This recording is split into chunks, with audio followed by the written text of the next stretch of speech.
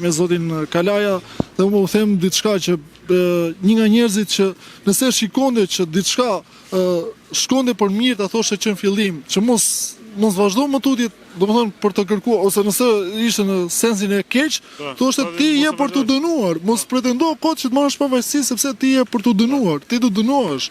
Dhe nëse ama kishte një gjë do ishte drejt për drejt, ishte një nga gjyqtarët që jo më kot kishte mbi 30 vite eksperiencë si gjyqtar.